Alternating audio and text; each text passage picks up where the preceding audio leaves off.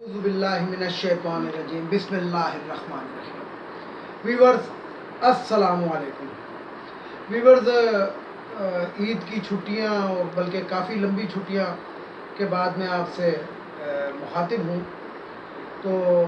مواد کافی جمع ہو گیا تھا کافی دنوں سے، یعنی کہ جسے کہتے ہیں مواد تو کافی جمع ہے. تو اللہ کا نام لے کے شروع کرتے ہیں، آپ کو ذرا کچھ حقیقت بیان کرتے ہیں اور بتاتے ہیں. سب سے پہلی بات تو یہ ہے کہ پچھلے دنوں کراچی کے اندر موسلا دھار بارش ہوئی. جو بارش ہوئی تو اس سے کراچی جو تھا وہ ایک دنیا کا ایک شہر ہے وینس. تو وینس کا نقشہ دکھا رہا تھا. دنیا کے اندر کراچی جو تھا وہ وینس کا نقشہ دکھا رہا تھا. وہ کیوں دکھا رہا تھا؟ بس فرق یہ تھا کہ وینس کی گلیوں میں صاف ستھرا پانی ہے اور ہماری گلیوں کے اندر، جو کراچی کی گلیوں کے اندر پانی تھا، وہ جس کے اندر شاپر، بوتلیں اور یہ چیزیں وافر مقدار میں تیرتی ہوئی نظر آئیں لوگوں کو. 12 سال سے مسلسل پیپلز پارٹی، پاکستان پیپلز پارٹی سندھ پر حکومت کر رہی ہے، اور شہلا رضا جیسی ایک زیرک سیاستدان کو یہ زیب نہیں دیتا کہ وہ کہے کہ جناب لاہور میں بھی بارش ہوئی تھی، وہاں پہ بھی پانی کھڑا تھا، اس کا کوئی نہیں کہتا. دیکھیں، یہ تو ایسے ہی ہے کہ آپ اپنا الزام کسی اور پہ تھوپ دیں کہ بھئی تم نے چوری کیوں کی؟ اس لیے فلانے نے بھی چوری کی تھی، اس لیے میں نے بھی کر لی. فلانے سے پوچھو تو پھر مجھ سے بھی پوچھ دو. تو یہ بات نہیں ہوتی. آپ اپنی کارکردگی کی ذمہ دار خود ہیں، آپ کی حکومت ہے. تو ویورز،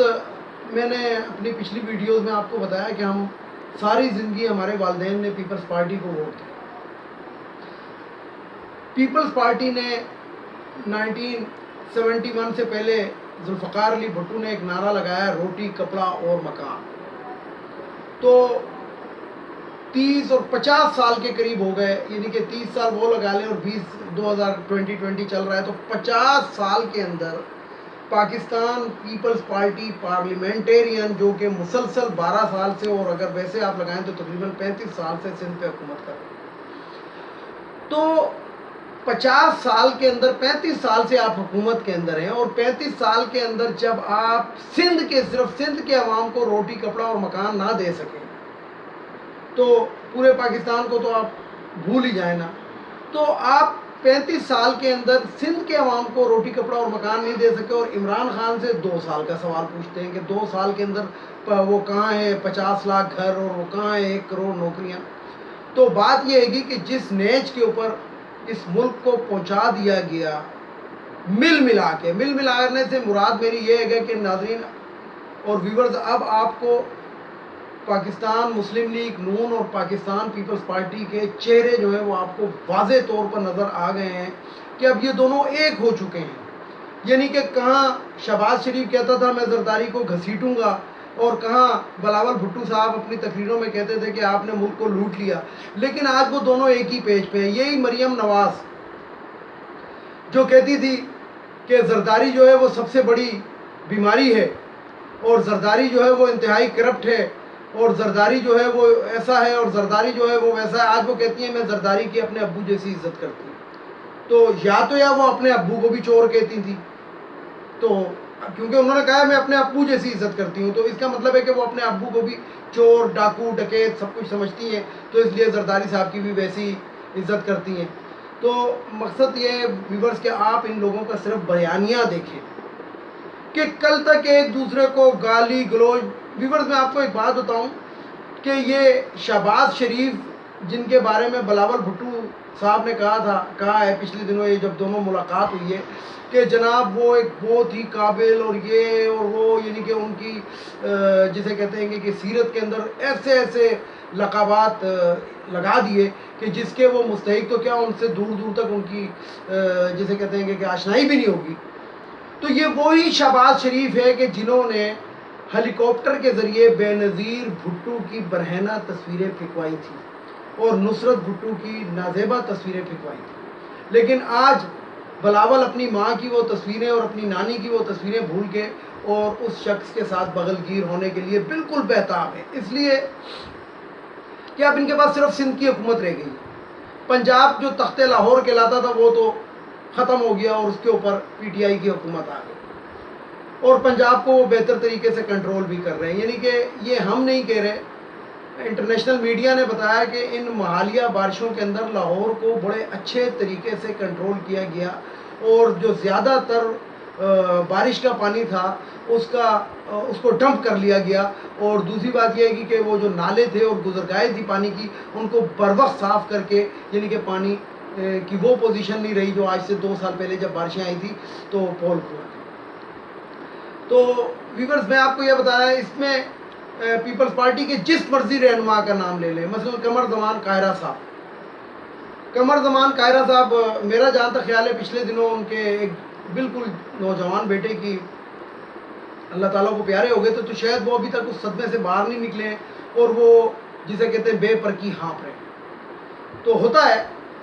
کہ بندہ جو ہوتا ہے اپنا ذہنی توازن کھو بیٹھتا ہے جوان بیٹے کی میت دیکھ کے یا موت دیکھ کے، تو میرا جہاں تک خیال ہے کہ وہ اپنا ذہنی توازن کھو چکے ہیں، کیونکہ وہ پاکستان مسلم لیگ نون کو کہتے ہیں کہ جناب ہمارا اور ان کا تو بالکل جسے کہتے ہیں کہ ایک ہی بات ہے، اور عمران خان کے خلاف ہم دونوں ایک ہیں۔ اور عمران خان پہ الزام کیا ہے کہ وہ کرپٹ نہیں ہے، یعنی کہ آپ شاہد خاقان عباسی کا وہ جو انہوں نے کچھ نکات پیش کیے ہیں کہ نیب کو ختم کر دو، وہ کیا ہیں؟ وہ یہ ہیں کہ 1 ارب روپے کی کرپشن کو کرپشن ہی نہ کہا جائے،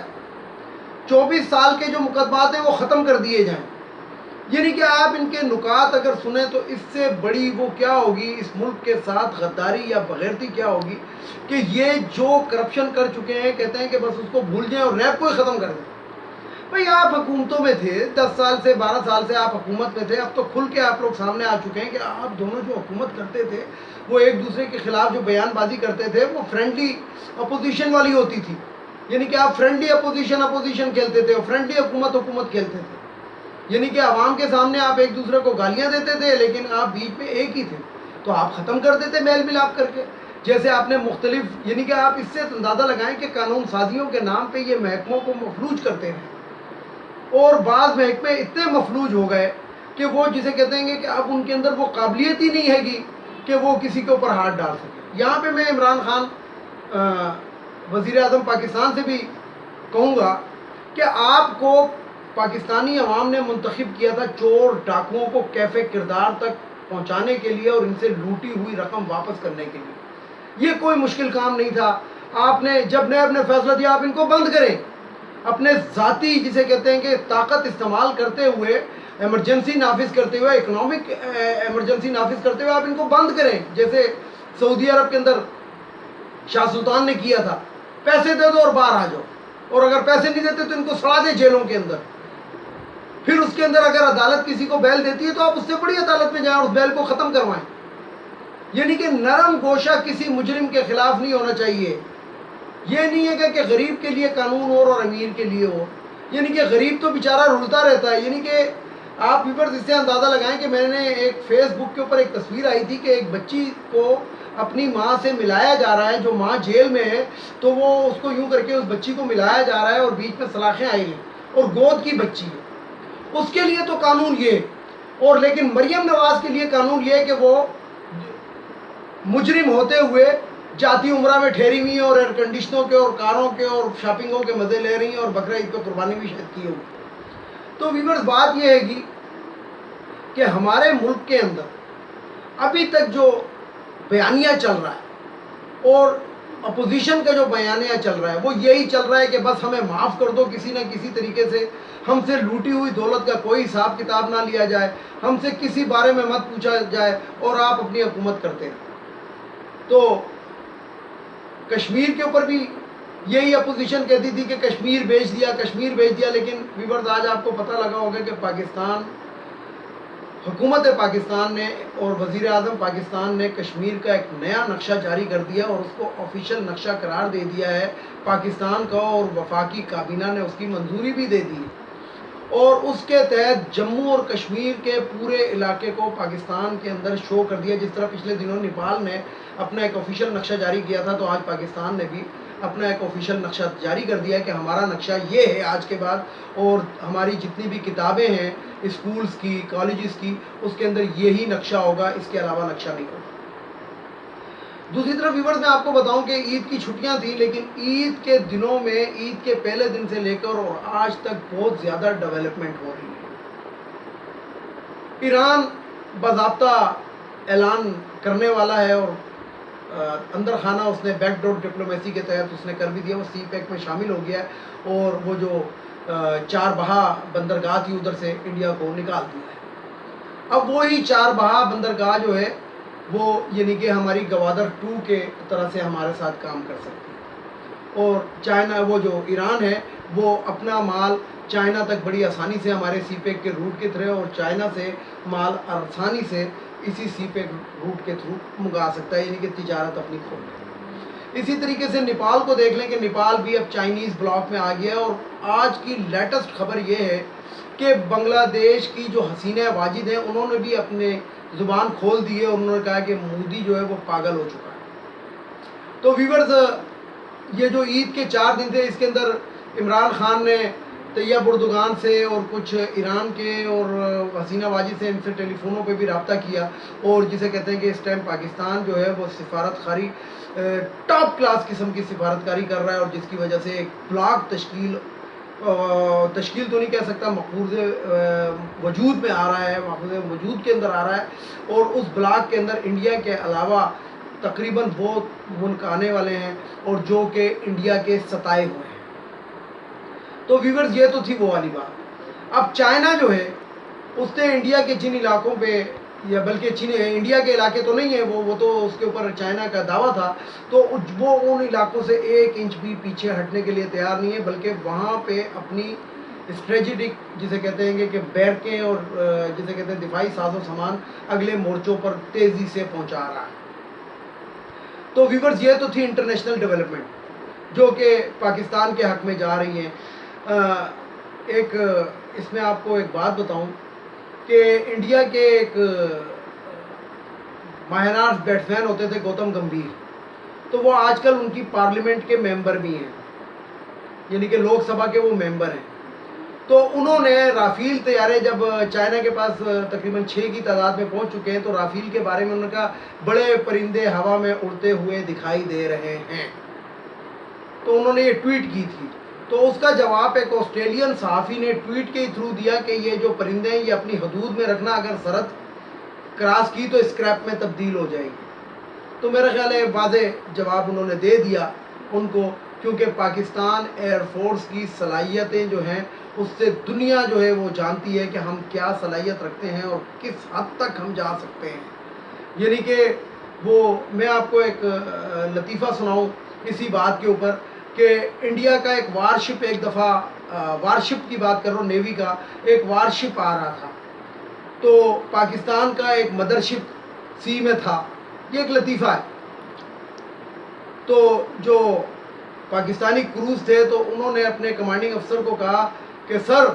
انڈیا کا ایک وارشپ آ رہا ہے جس کے اوپر بہت ساری توپیں اور گنیں لگی ہوئی ہیں، جبکہ ہمارے شپ کے اوپر تو ایسی کوئی چیز نہیں ہے۔ تو اس کمانڈنگ افسر نے کہا قریب آنے دو، میں ڈنڈے مار کے ڈبو دوں گا۔ تو ویورز، یہ وہی والی بات ہے کہ پاکستان ایئر فورس جو ہے